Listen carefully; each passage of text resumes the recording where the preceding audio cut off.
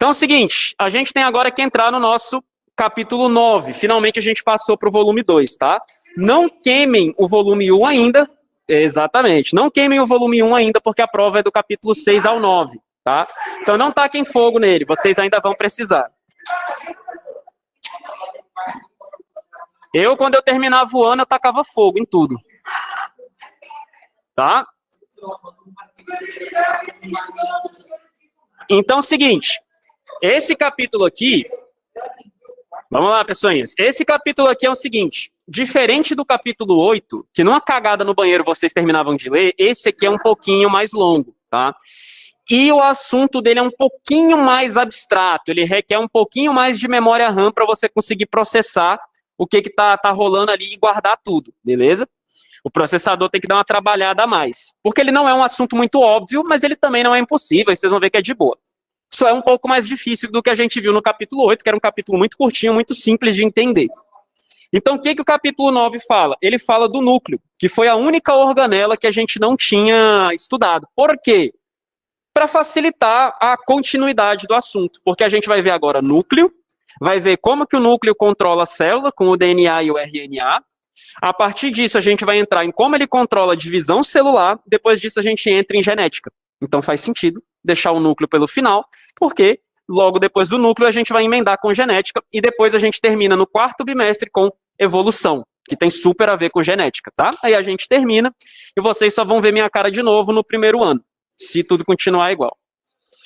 Beleza? Então qual é a ideia? Alguém? Chama? Não, é a morte. É a morte. Eu estou só ouvindo a morte me chamando já. Eu ouvi um professor de algum lugar. Agora não é a morte. Diga. Não, então não era nada. Então, beleza.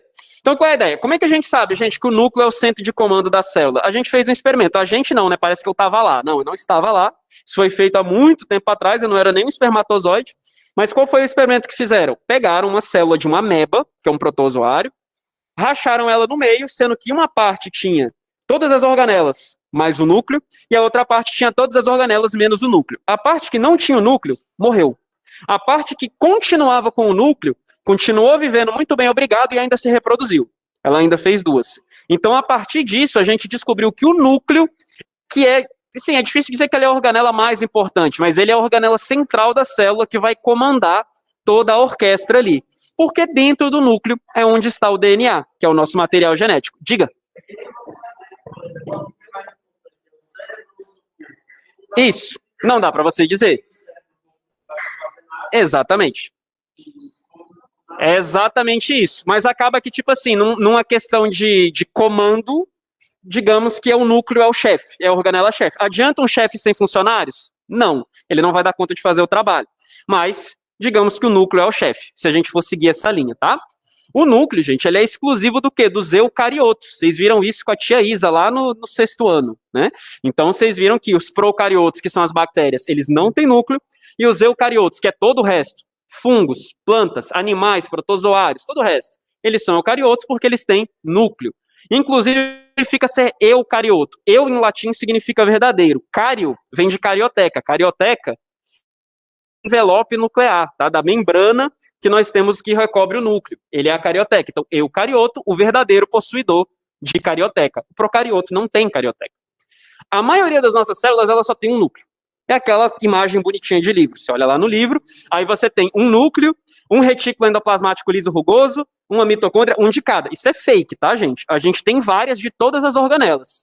Mas o núcleo, realmente, na maioria das células, a gente tem um só. Então, a maioria das células, a gente diz que ela é mononucleada. Algumas, no seu corpinho, podem ser binucleadas? Sim. Tem em protozoários também, mas aí não é o seu corpinho, mas dentro do seu corpinho, onde você tem células binucleadas? Seu coração, tá? Tecido muscular estriado cardíaco. Eles podem ter duas, eles podem ter dois núcleozinhos. Outro músculo pode ser multinucleado. Os seus músculos esqueléticos, tá? Todo músculo que você controla, o músculo que está ligado ao seu esqueleto, eles são multinucleados. Por que eles são multinucleados? Não sei se vocês vão lembrar isso do 8º ano, porque eu sei que o 8º ano parece que não aconteceu, né? O 8º ano foi o primeiro ano de pandemia, parece que ele foi apagado da memória de todo mundo. Mas lá no 8º ano, talvez, quem sabe, por algum milagre, vocês lembrem que as células musculares, quando vocês viram sistema e tecido muscular, Elas são feitas pela fusão de várias células, as musculares esqueléticas, tá? Então, como você fusiona várias células, você acaba tendo vários núcleos. Quantos? Sei lá, a gente não conta. Mas você olha para elas, você vê que elas são como se fosse uma longa faixa, que a gente chama de fibra muscular, e lá você tem vários núcleos, tá? Mas ela é a única exceção, é a única que é multinucleada no nosso corpo. E aí a gente tem também células que são anucleadas, ou seja, elas não têm núcleo. No nosso corpo é uma só, as hemácias. As hemácias, tadinhas, elas não têm nem núcleo e elas não têm mitocôndria. Então elas não pensam e não respiram. Vocês acham que faz algum sentido a hemácia ser uma célula que não pensa e não respira? Por quê? Que ela tem que ser assim. Porque ela é justamente quem vai fazer. Exatamente. Ele falou de um jeito tão simples que eu tô até orgulhoso. Parabéns, é isso mesmo. Você pensa, é exatamente isso. Imagina o seguinte, imagina que você é a pessoa que, você que tem que entregar, tipo assim, você é o motorista do carro forte. E que você tá lá carregando milhões e você ganha, sei lá, um salário mínimo. Meu irmão, dependendo da pessoa, vai chegar um dia que você vai surtar, vai pegar aquele caminhão e você vai parar ele no México. Com milhões de reais dentro lá do caminhão. E que se dane, você ganhava salário mínimo, você não tá nem aí. Então existe uma chance muito grande quando você tem alguém que ganha pouco e que lida com um recurso muito valioso. Qual é o recurso valioso? O oxigênio. Qual é o trabalho da hemácia? Levar o oxigênio, distribuir o oxigênio para o resto do corpo. Se a hemácia pensasse, tivesse um núcleo, e respirasse, tivesse mitocôndria, ela ia fazer a revolução das hemácias e ia roubar todo o oxigênio para ela. E o resto do corpo que se vire, tá? Então o corpo não pode deixar a hemácia ter cérebro e o corpo não pode deixar a hemácia ter mitocôndria. Assim, o oxigênio não tem utilidade nenhuma para ela. Ela simplesmente carrega o oxigênio e entrega para quem usa. Ela não tem utilidade nenhuma para esse oxigênio, tá? Então é uma forma de evitar que exista uma competição por oxigênio da hemácia com o resto do seu corpo, tá? Triste, né, para as hemácias, tadinhas. Então o que elas fazem? Elas fazem uma coisa que a gente vai ver no primeiro ano que chama fermentação, tá? Elas fazem um metabolismo fermentativo. Diga. Mas igualmente no carro, acontece na toda, né? Ele não tem cuidado, ou seja, você está muito bem porque as hemácias também isso, exatamente, exatamente. Eu estou orgulhoso, parabéns. Tá? Uma estrelinha, dá um like. Vai ser o primeiro like, eu nunca dou like pra ninguém. Eu nunca entrei naquele teco pra dar like pra ninguém. O quê?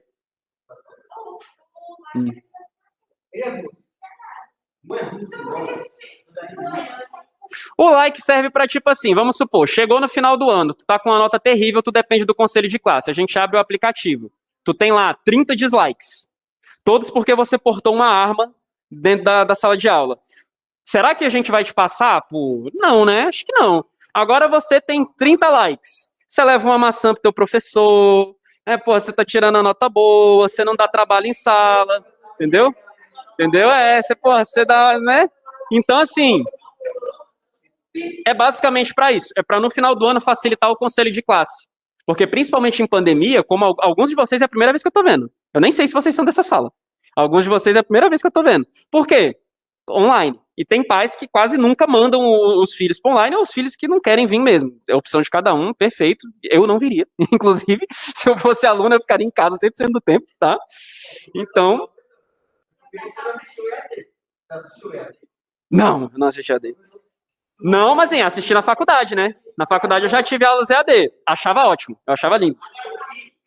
O quê? Não posso. Eu sou jovem, sem nenhuma comorbidade. A gente tem que vir pro presencial. Sim. Ou se for velho. Eu não me encaixo em nenhuma das duas. Aí cá estou eu. Mas também não importa. Eu prefiro dar aula presencial. Assistir aula eu prefiro de casa, entendeu? Agora, dar aula em casa é horrível. Dar aula em casa é horrível, horrível, horrível. Vocês não têm noção do pesadelo que é dar aula em casa. Aí seus cachorros latem, alguém te chama...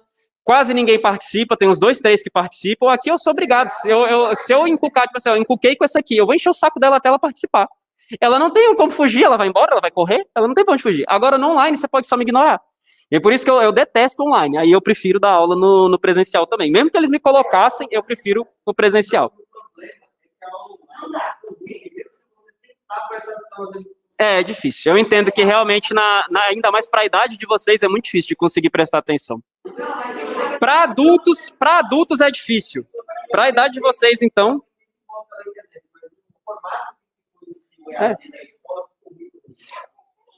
É diferente, né? No vídeo você assiste quando você quer, né? É. Mas simbora. Então, qual é a ideia? Membrana nuclear é o que a gente chama de carioteca. Por isso nós somos eucarióticos, porque nós temos a carioteca, tá?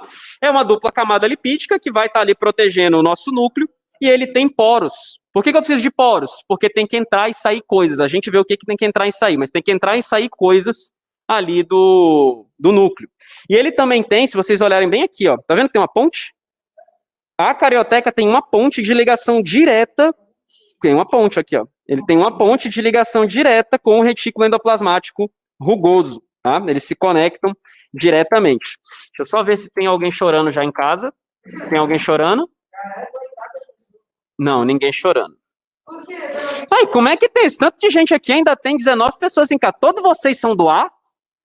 Então, tem pessoa que Porque tem 19... Ah, não, se bem que deve ter pessoas que estão aqui e estão online no celular na sala, porque não é possível que tem 19 e ainda tem mais todos vocês aqui. A conta não bate.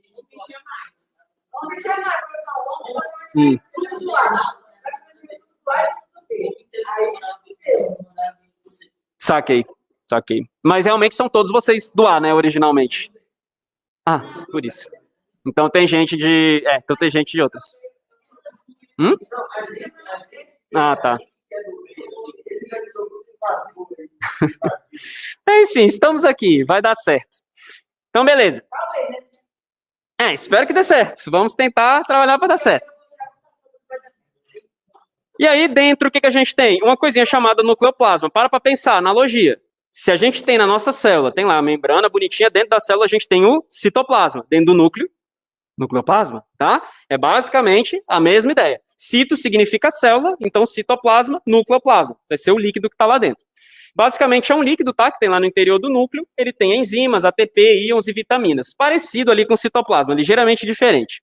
E lá se encontram as duas coisas que vai ser o foco daqui para frente, que é o DNA e o RNA.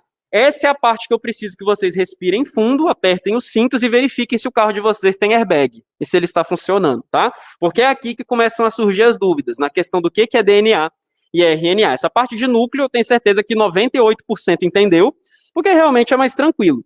Mas agora, daqui para frente, é tranquilo também, mas surge um pouco mais de dúvida, tá? Então é o seguinte, vamos passar aqui 2 slides para a gente ver se vai facilitar. Pensem o seguinte, o nosso DNA e o RNA, eles são o que nós chamamos de polímeros. O que é o polímero? Tá vendo? Imagina um colar de pérolas, cada pérolazinha, cada bolinha é um monômero, tá? Exatamente. O pontinho é o monômero, mono significa um, então o pontinho é o monômero, que são os nucleotídeos, é o que a gente vai estudar agora. E quando você tem vários monômeros juntos, se repetindo, você faz um polímero. Esse é o DNA ou RNA. Então, o nosso polímero é o DNA e o RNA, e ele é composto de quê? De monômeros, que são os nucleotídeos. Beleza? E agora vamos ver que raios é o tal do nucleotídeo. Apertem os cintinhos aí, sem desespero. Não quero ninguém chorando antes da gente terminar. Após a gente terminar, se você vê que você não entendeu nada, você pode chorar, fique à vontade, faz parte do processo de aprendizado. Na faculdade é comum. Muitas lágrimas já foram derramadas em cima de livros de biologia molecular, que é isso aqui. Mas, enfim, é na faculdade. Aqui é de boa, gente. Vocês vão ver que é tranquilo, tá? Só é um pouquinho, preciso de um pouquinho mais de atenção e de abstração, só isso, tá? Mas vamos lá. Então, o que é o tal do nucleotídeo? Eu uso nucleotídeos para construir o DNA e o RNA. Massa. E o que é esse nucleotídeo? Ele é essa moléculazinha aqui, que é dividida em 3 partes. Então, eu tenho um grupo fosfato, igual a gente viu lá no ATP, é o mesmo grupo fosfato, a gente tem um aqui. Eu tenho um açúcar, que eu chamo de pentose. Por que pentose? Penta é 5. Ela é uma pentose porque ela tem 1, 2, 3, 4, 5 carbonos na composição dela. Por isso, ela é uma pentose. O pent vem de penta e o ose vem de açúcar. Uma pentose é um açúcar de 5 carbonos, tá? Mais detalhes sobre isso no primeiro ano, quando a gente tiver aula de carboidratos. Tudo é uma grande promessa, né, do primeiro ano. Tipo, no primeiro ano, mas é a vida. Realmente, no primeiro ano vai rolar isso aqui.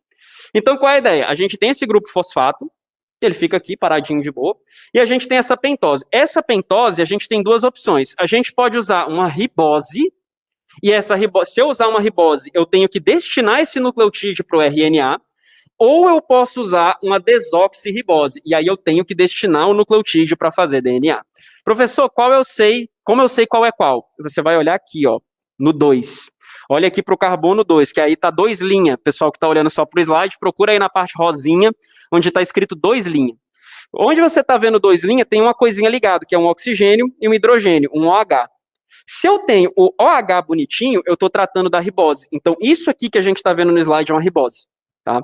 E se eu simplesmente deletar o oxigênio e ficar só o hidrogênio, aí eu tenho uma desoxirribose. Desoxi.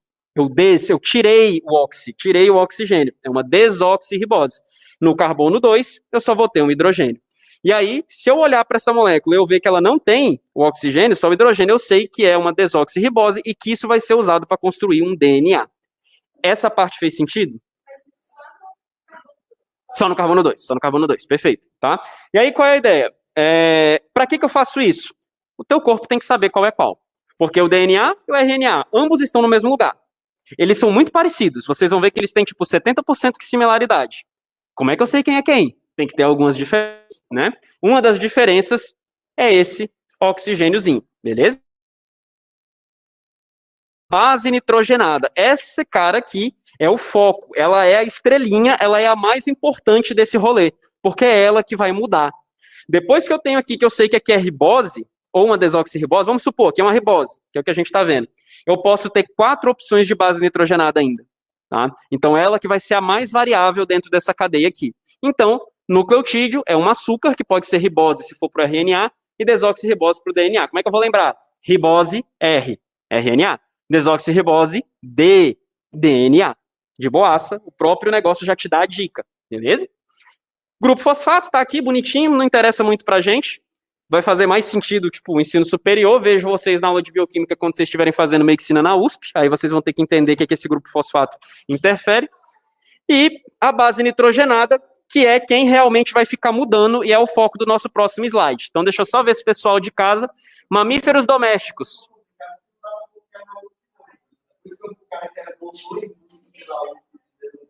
O MCPiote é musicalmente muito mais esperto do que um acorde na parte principal. Você sabe que eu já desliguei o meu cérebro, né? Eu não sei mais o que você está falando. Esses negócios de música, eu não faço ideia, tá? Sim, vou explicar de novo. Vamos lá. É a parte do nucleotídeo, né, Lucas, que você quer? Essa parte do nucleotídeo, né? Massa. Então vamos lá de novo. Com certeza. Com toda certeza. O dia inteiro. De onde vocês acham que eu tiro esse negócio que eu falo pra vocês pra levar o livro pra no banheiro quando você for fazer um cocô? Quando é que vocês acham que eu faço prova? Não, tô de sacanagem. Eu não levo o computador pro negócio, eu só levo o livro. Tá? Então é o seguinte, vamos lá. Ó. 3 partes, o nosso nucleotídeo, tá? Primeiro de tudo, vamos voltar. O que é o nucleotídeo? A molécula que contém o RNA. Só que ele tem 3 partes. Beleza? Ele tem 3 partes. Quais são essas 3 partes? O grupo fosfato, que está aí numa cor, sei lá, isso é salmão, bege, não sei que cor é essa. Enfim, um laranja claro. É o grupo fosfato. Você tem uma pentose, que é o roxo, né? Um roxinho aí, um rosinha claro, sei lá. É um roxo, tá? E essa pentose, nós temos 2 opções. O grupo fosfato é sempre grupo fosfato. A pentose, temos 2 opções. Quais as opções? Ser uma ribose ou ser uma desoxirribose. Como eu sei qual é qual? Pessoinhas? Menos. Calma. Segura aí. O que eu sei? Como é que eu sei? Não. O que eu sei quando é uma ribose ou uma desoxirribose? Olha aqui para o carbono 2. Você vê aí, ó, tem 1 linha, 2 linha. Olha para o carbono do 2 linha. Abaixo dele tem o OH. Se tem o OH, é a ribose, e significa que esse nucleotídeo só pode ser usado para fazer RNA.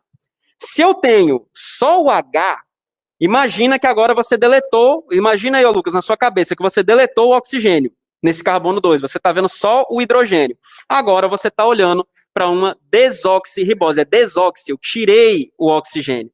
E aí, se eu tirei esse oxigênio, eu só posso usar esse nucleotídeo para fazer DNA, beleza? E aí vem a nossa terceira parte, que é a base nitrogenada. Depois que eu coloquei o grupo fosfato, que eu defini se eu estou trabalhando com a ribose ou com a desoxirribose, eu tenho que escolher uma entre 4 possíveis bases nitrogenadas, tá? E aí é isso que a gente vai ver agora. Quais são as bases nitrogenadas? Melhorou um pouquinho? Agora desceu? Massa. E agora a gente vai ver quais são essas 4 bases nitrogenadas. Professor, você é analfabeto numérico, aí tem 5. Eu sei. Existem 5 bases nitrogenadas, mas cada um, tanto o RNA quanto o DNA, só usa 4 por vez. Então, o DNA sempre usa A, que é a adenina, T, que é a timina, C, que é a citosina, e G, que é a guanina. Então, o DNA sempre usa A, T, C e G. Já o RNA, ele usa quase a mesma coisa. Ele usa adenina, citosina, guanina, mas ele não usa timina, ele usa uracila. Então, para ele, as opções são A, U, C e G. Mais para frente, quando a gente for desenhar aqui, a gente vai desenhar algumas dessas moléculas, vai fazer sentido. O que são essas letrinhas, gente? É a sequência dessas letrinhas que faz você ser diferente do colega lá atrás, e diferente dele, diferente dele, diferente dele. Porque, vamos supor, você tem a sequência AAT. Ela tem a sequência GAT. Ele tem a sequência TAA. E por aí vai. Cada um de nós vai ter uma sequência diferente. Lógico, 99,98% do nosso DNA é igual. Somos todos seres humanos. Todos estamos aqui sem nenhuma doença de má formação genética. Até que se prove o contrário, todos somos seres humanos, então 99,98% vai ser igual. O 0,2% é a parte cosmética, digamos assim, que faz a gente da casca para fora ser diferente. Mas isso a maior parte é cosmético, digamos assim, tá? Mas é tipo, é menos de 1%, a diferença de um para o outro, tipo, menos de 1%. É muito pouco, tá? Que são os nossos pequenos detalhes que fazem você ser você. Vai dar traços da sua personalidade, vai dizer seu tom de pele, vai dizer, tipo, nenhuma pessoa tem, por exemplo, o mesmo tom de pele. Nós somos todos diferentes. E toda essa diferença vem de menos de 1% de diferença de DNA. Todo o resto são os processos básicos. É como construir um músculo, como construir um coração, como um coração funciona. Todos os outros 98,9% é isso. É a parte básica que todos temos que ter igual para que tudo funcione direitinho, tá? E quando não funciona direitinho, surgem as doenças genéticas, que é assunto para outro dia. Beleza? Então, essas são as nossas 4 bases nitrogenadas. A gente pode encaixar qualquer uma das 4 aqui, beleza? Existem 5 opções, mas cada um só vai usar 4 por vez. A gente já viu isso aqui. Então, tá aqui a carinha deles, ó. Essa é a carinha do DNA e essa é a carinha do RNA. Coisas que a gente pode dizer de cara. Qual é a diferença entre eles? De cara, bateu o olho, já percebi. O RNA é simples. Você foi um pouco maldosa com o RNA. O RNA, ele é solteiro, ele é simples. É o que a gente chama de fita simples, tá? Ele não tem par. O RNA é sozinho. Por que ele é sozinho? Isso aqui é um extra, tá? Vocês não precisam saber disso. Isso é coisa medicina USP. Por que ele é solteiro? Lembra do oxigênio, que ele tem extra? Que ele tem o oxigênio no carbono 2 e o desoxirribose não tem o oxigênio. Esse oxigênio afasta uma segunda fita, porque o oxigênio meio que tem uma carga negativa. Negativo com negativo não se mistura. Então, a presença de um oxigênio aqui no carbono 2 é o que faz o RNA, uma das coisas que faz o RNA ser fita simples. E o DNA é fita dupla, justamente porque ele não tem esse oxigênio. Então, as duas fitas conseguem se abraçar. Literalmente, elas se abraçam e dão as mãos. Essas fitas estão de mãos dadas. Se você tiver que olhar aqui, ó, outra diferença. Um usa uracila, que é o RNA, tá aqui embaixo a uracila, e um usa timina. Perceba também que elas são bem parecidas, tá, gente? Qual é a diferença? A timina aqui no canto superior esquerdo, esquerdo, ela tem um grupo metil, que é um CH2, e a uracila é pelada. Mas é só isso. O resto da molécula é igual. Elas ainda são muito parecidas, tá? É só um detalhezinho para a célula saber com quem que ela está lidando. Aí, beleza. Imaginem isso como se fosse uma escada. O que seria o corrimão, que é essa parte aqui mais escura do DNA? O que seria o corrimão? É o fosfato e a sua desoxirribose. Então, é o fosfato e o açúcar. Eles são o corrimão. Quem são os degraus da escada? As bases nitrogenadas. Tá? Então, as nossas bases são os degraus e o nosso corrimão é o fosfato e o açúcar. A mesma coisa aqui. fosfato e açúcar, e aqui as bases são os degraus. A diferença é que o RNA, como ele é uma fita simples, ele é uma escada que só tem um corrimão de um lado, porque ele só tem uma fita, e aqui no DNA, como é uma fita dupla, eu tenho 2 corrimãos, não sei, faltei aula do português, corrimões, sei lá, não faço ideia, tá? Eu tive que deletar o português da minha cabeça para aprender biologia, não tinha espaço para tudo, tá? Beleza, pessoitas de casa? Isso aqui, gente, inclusive, de boa, fez sentido isso aí, essa diferença? DNA fita dupla, RNA fita simples, RNA usa uracila, DNA usa timina. Massa? Essa estrutura aí em hélice dupla foi aquela, lembra que eu contei uma fofoca no capítulo 2? Que tinha uma mulher que ela tinha tirado a foto, a Rosalind Franklin, uma cientista inglesa, ela tirou uma foto disso aqui. A foto não se parece nada com isso aqui, tá? Ela parece uma mancha.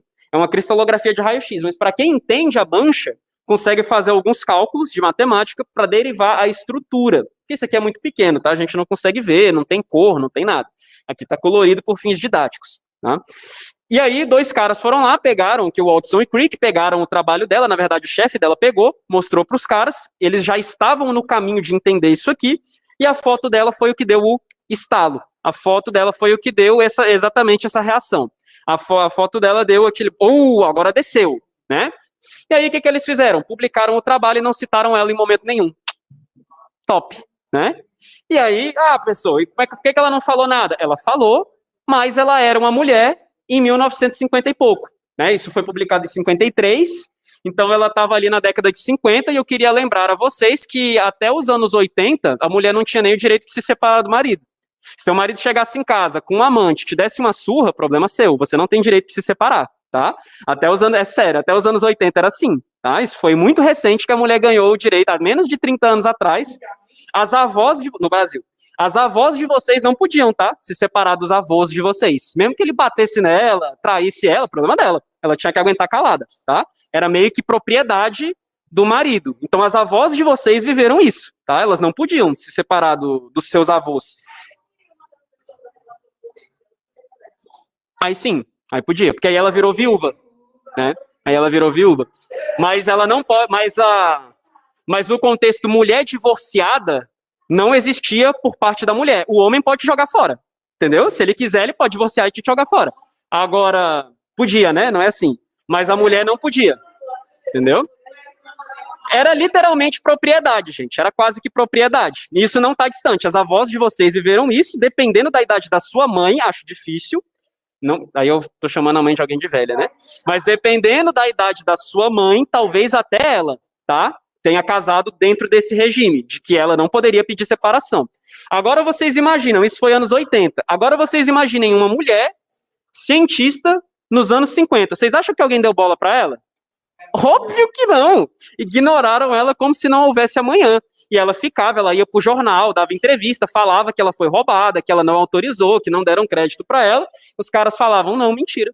Adivinha quem que acreditaram? Nos caras. Só anos depois, quando ela já tinha morrido, porque ela trabalhava com raio-x, né? Então ela tinha morrido por causa da exposição do raio-x, que realmente confirmaram, né? Fizeram tudo bonitinho, confirmaram que ela tinha participado do trabalho e que ela merecia o nome dela. Porém, ela já tinha morrido, e prêmio Nobel você só dá para pessoas vivas. Você tem que ir lá e receber. Pessoas mortas não recebem. Então, paciência, ela não recebeu o prêmio, ela morreu sem ninguém dar um tapinha nas costas dela falando parabéns, você descobriu a estrutura de umas moléculas mais importantes da biologia. Basicamente isso, tá? Sucks. Triste a vida, né? Então, essa aqui foi a estrutura que os caras... E é muito legal, porque o Watson, que foi o Watson e o Crick. O Watson, ele tem um livro que fala... Olha o título do livro, como é que o cara é narcisista. Como eu descobri a estrutura do DNA. Pode procurar na Amazon aí, tá? O nome do livro é Como Eu. Ele nem fala do morto, porque o Crick já morreu, tá? Pode pesquisar na Amazon. Acho que ele custa uns 70 conto, o livro. Como eu descobri. Ele fala como eu descobri. Ele nem fala do colega. É como eu descobri, tá?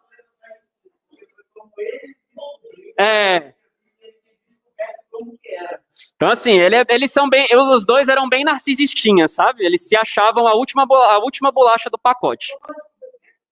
Como eu descobri o DNA. Se eu não me engano, é Watson, o autor. Pode olhar na Amazon que tem.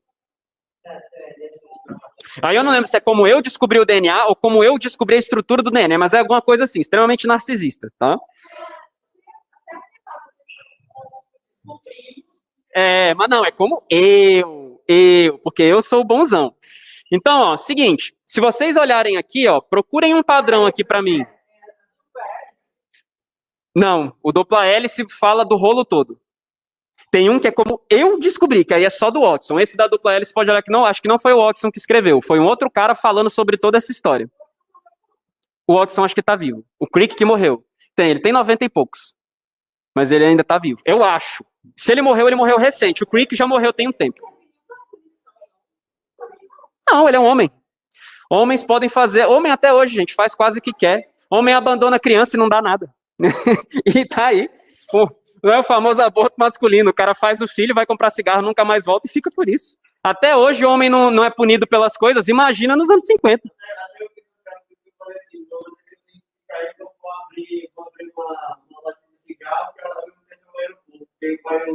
Já compra o cigarro e dali vai-se embora, meu irmão. Acabou. É basicamente isso, infelizmente, tá, gente? Com um oficial de justiça para pedir a pensão alimentícia. Esperando. Então, qual é a ideia? Procura um padrão aqui para mim no DNA. Vocês estão vendo algum padrão, alguma coisa? Uma coisa está se repetindo aí. As cores.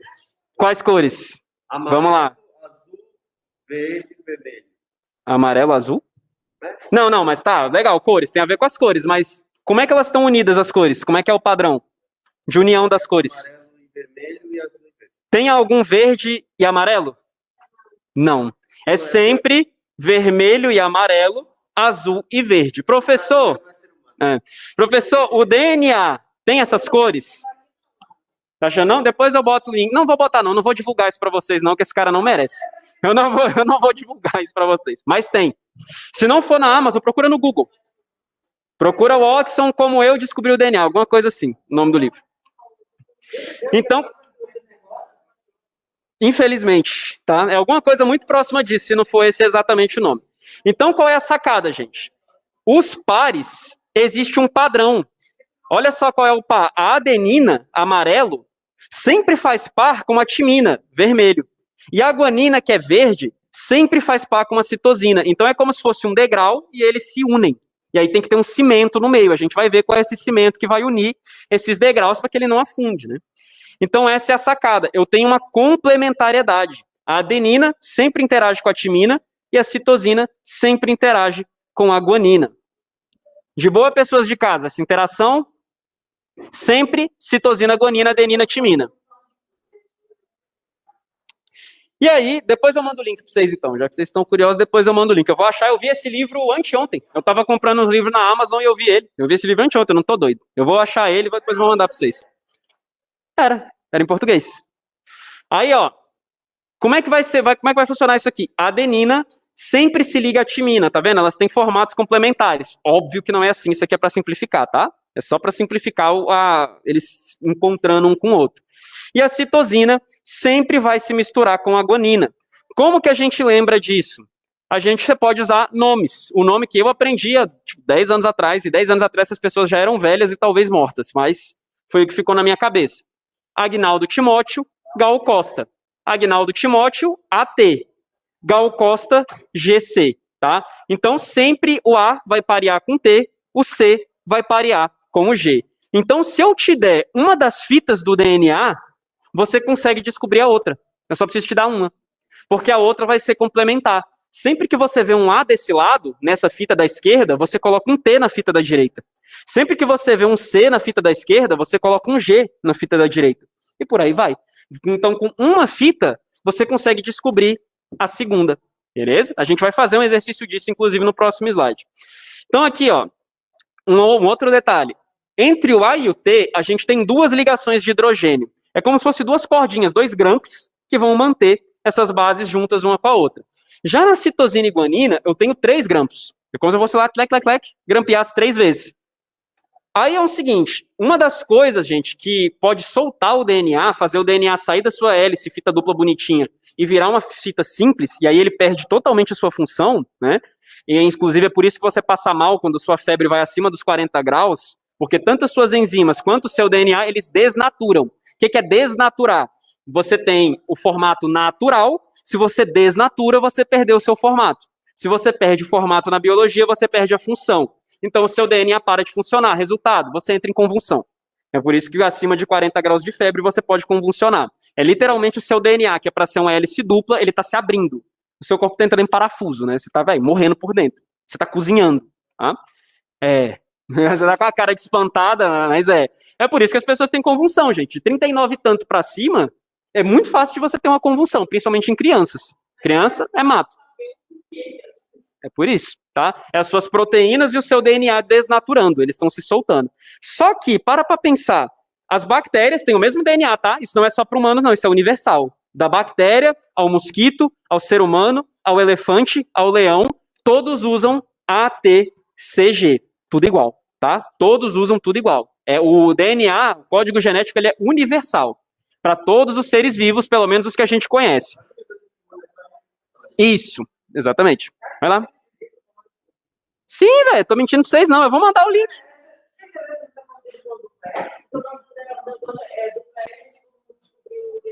Sim, mas não, acho que não, eu acho que não é esse. Porque é um do Watson, sozinho. Vê qual é o autor, vê se esse é só o Watson, sozinho. Quem é os autores? Não tem o Crick nesse. Não tem o Crick, não tem o segundo autor. É só o Watson. Se for só o Watson, talvez seja esse numa outra versão. Entendeu?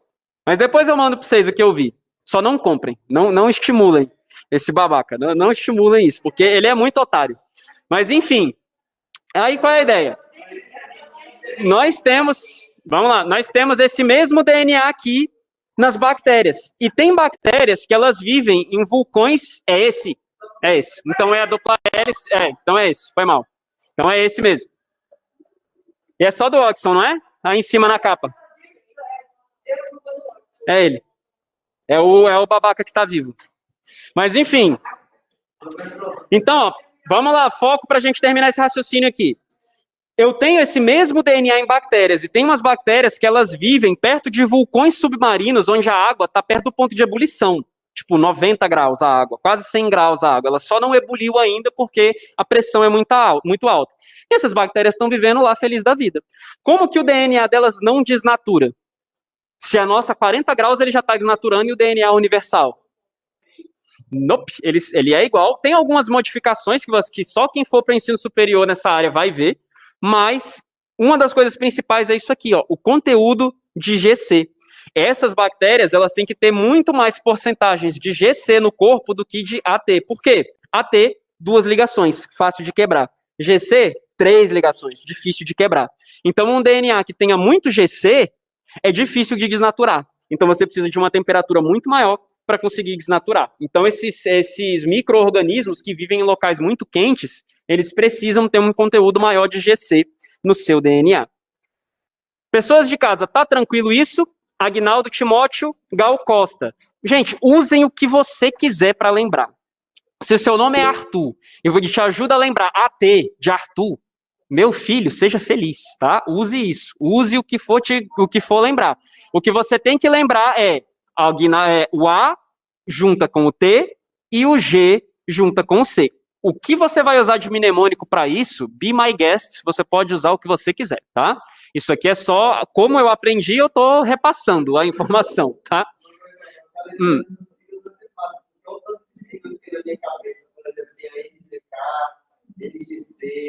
Se você lembra disso tudo, você vai lembrar disso aqui fácil. É só lembrar ATGC, ATGC, ATGC, ATGC. Repete isso 1000 vezes, escreve na fumaça lá no negócio do banheiro, quando você estiver tomando banho, naquela fumacinha lá no box, ATGC, ATGC, ATGC.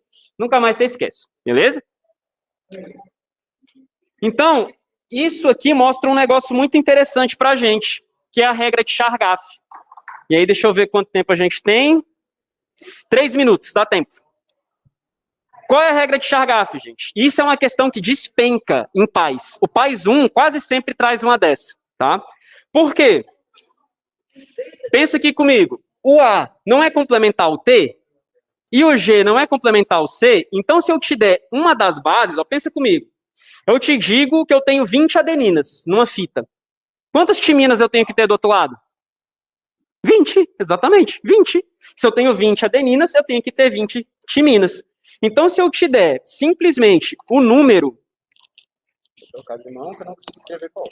Se eu te der simplesmente o número de qualquer uma das bases, você encontra as outras. Exemplo, se eu digo que de 100% daquele DNA, 20% é adenina. Quantos por cento tem que ser timina, obrigatoriamente? 20. 20 com 20 dá 40. Se eu tenho 100%, eu tiro 40, sobrou 60. Para eu distribuir entre duas bases que tem que ficar igual. Eu divido 60 por 2, vai dar 30. Eu sei que eu tenho 30% de citosina, 30% de guanina. 30, 30, 60, 20, 80, 20, 100. Com uma base... Hã? Mas velho, é multiplicação e divisão, pô, tá tranquilo. É só isso aqui, tá? Aí, ó, outro exemplo. Vamos, sei lá, supor que ele não te deu adenina. Vamos supor que ele te deu guanina. Ele te deu 15. Se eu tenho 15% de guanina, quanto que eu tenho que ter de citosina? 15. 15 com 15, sobra. Se eu tirar 30 de 100, sobra 70. Dividido por 2, 35 timina, 35 adenina. Acabou. Só isso. Então, com uma base, eu consigo descobrir todo o resto daquela molécula de DNA. Eu só preciso de uma, tá? E aí dá para fazer 1 milhão de questões com isso aqui. Dá para fazer questão aberta. Dá para fazer questão aberta quando voltar ao mundo normal e a gente puder escrever num papel de novo, numa prova. Dá para fazer questões abertas com isso aqui. Dá para falar, dado uma bactéria que tem o DNA com 35% de adenina, qual é o conteúdo de guanina? Aí tem gente que, né, no automático pensa, 35. Não, guanina não é 35. 35 é a timina, que é complementar. Aí você soma, diminui de 100% e divide por 2. Mas com a adenina você consegue chegar na guanina. Beleza? Fez sentido, pessoitas de casa? Massa. Então paramos na regra de Chargaff. Amanhã a gente continua. Quem sabe amanhã a gente consegue terminar esse capítulo. Veremos. Beijos, beijos. Até mais, pessoitas.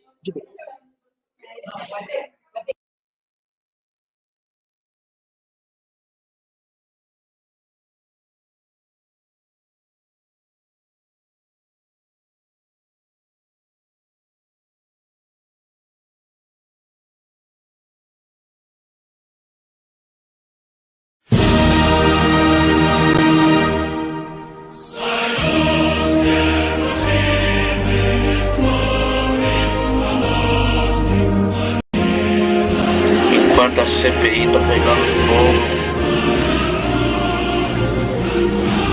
e morna, vamos escutar esse belo hino.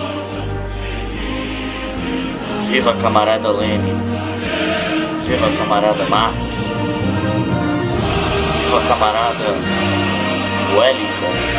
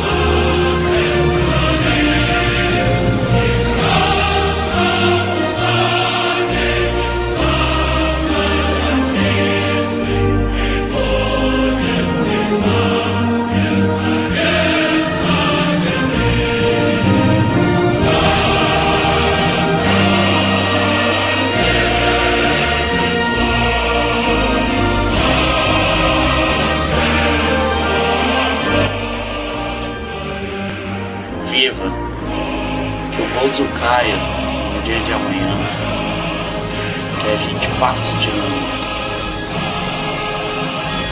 que o Brasil seja abençoado. Viva o mundo, viva a humanidade.